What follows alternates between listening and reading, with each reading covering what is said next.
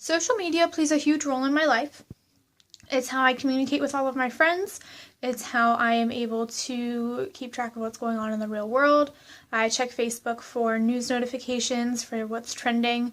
I'm able to see the different things that are going on in my community as well as with my friends and with my family members who live far away.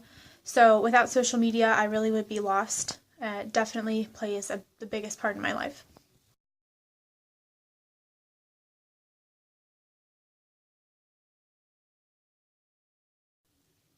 Social media plays a very positive role in all of my friendships. It's how we communicate. We're able to keep up with one another. We do Facebook invites, we do Snapchat. That's how we kind of plan anything that we're going to be doing. We don't usually call each other on the phone.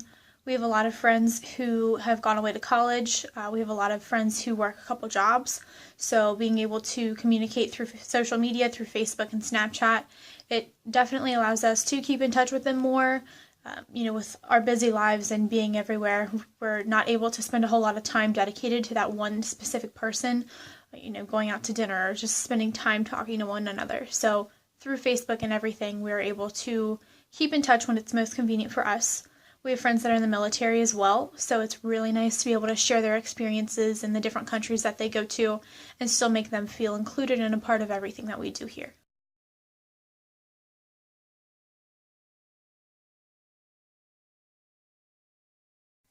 Social media does play negative effects in our life and in our friendships. I've lost a few friendships because of social media, different interpretations of text messages or Facebook posts. It also hinders any kind of communication skills.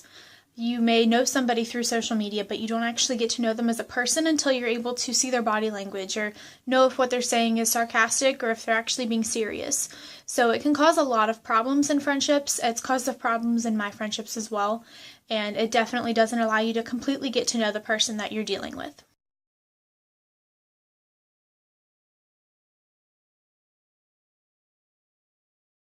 And in my case, I actually know about 3 or 4 people that I work with, and I actually spend time with them outside of work. We hang out on a regular basis, we go to the same parties, we hang out with the same friends.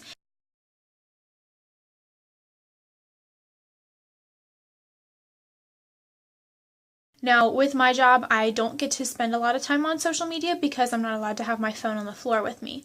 At the place that I worked previously, I was able to have my phone out all the time, and it really hindered my job performance and the kind of work ethic that I had because I was more concerned with who I was Snapchatting and what was being posted on Facebook than interacting with the people that I worked with and creating work friendships there.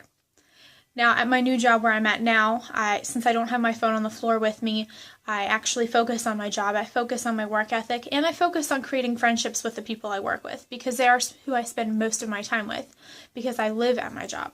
So I'm definitely more invested in the work that I do as well as the people that I work with and the friendships I make there.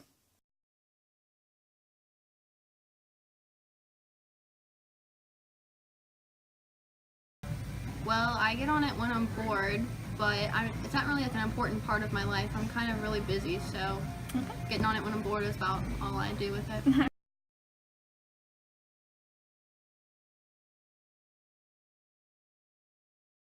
It's a good way to stay connected to friends that maybe are like long distance or our family members that are long distance, but I don't really have any friends, so Okay. I just creep on people. So.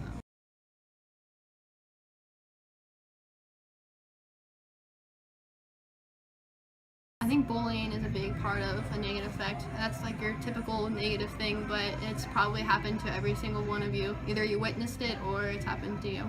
Okay.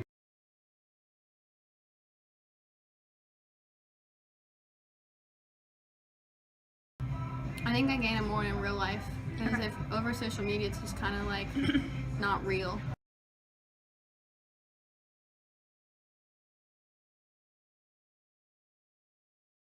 I think it would be Instagram.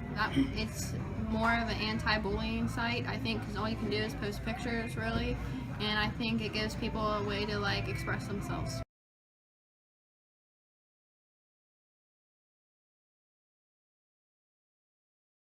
462.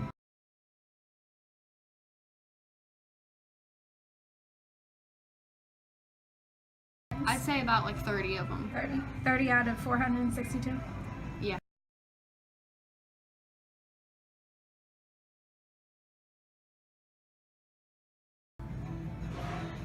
Two. Two?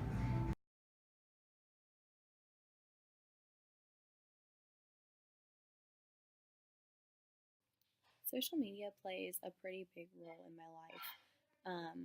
I use Instagram, Facebook, Twitter, Snapchat, and Pinterest. So I have a lot of social media outlets that I'm a part of, and I use most of them every day of my life.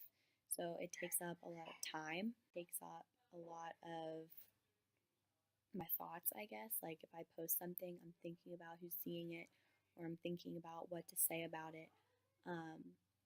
When I'm looking at what other people have posted, I think about their life and I think about my reaction to their posts. And I think it makes me feel closer to people that I don't see a lot, or makes me feel like I'm allowing others to be close to me. I'm allowing them to see a part of my life that they normally wouldn't, or that they wouldn't see as regularly.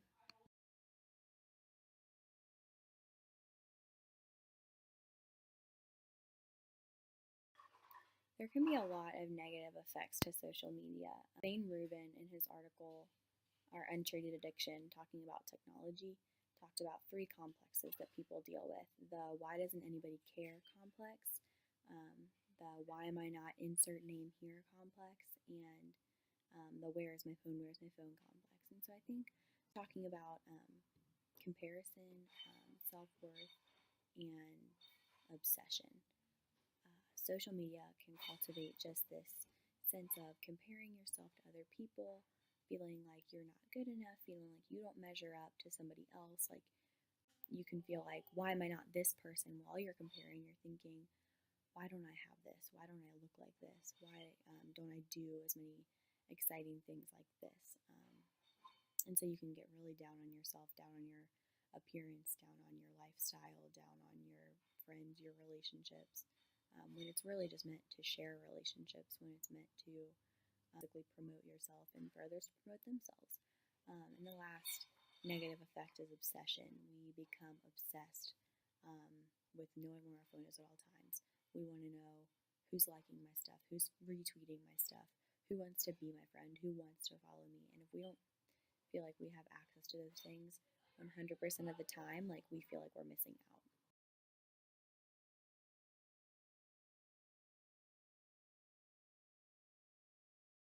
I think social media can be great for connecting people, for keeping people connected. Personally, like a lot of my friends have moved away for college, and through Instagram, through Facebook, I feel like I'm able to keep up with their lives and vice versa. And I also have experienced connecting with people that I've never even met in real life over social media. A girl from Kansas that I met through a mutual follower on Instagram who we just met in person a month ago, and we text now and we're friends. Like, awesome friendships can come out of social media.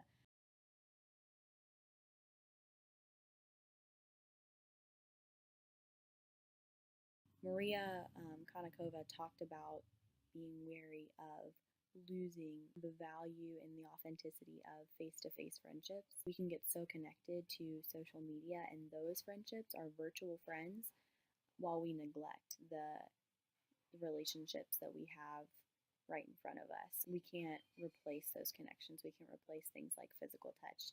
Those just become superficial if we're too reliant on social media.